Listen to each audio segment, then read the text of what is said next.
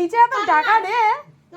Happy birthday happy birthday আচ্ছা বুঝাচ্ছি না এটা কার কাজ? আমার বড় কাজ মনে হচ্ছে তো। পচা লাইটার এই তুলতে হবে আবার। চাবলি খাবি তো?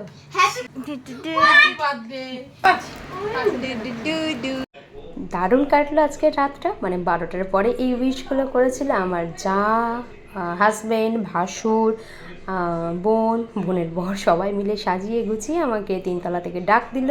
2তলায় এসে এতটা বড় বড় সারপ্রাইজ হলাম, দারুণ লেগেছিলো। মিষ্টি আইসক্রিম তো মানে ছড়াছড়ি ছিল সব কিছু, যাই হোক দারুণ ছিল।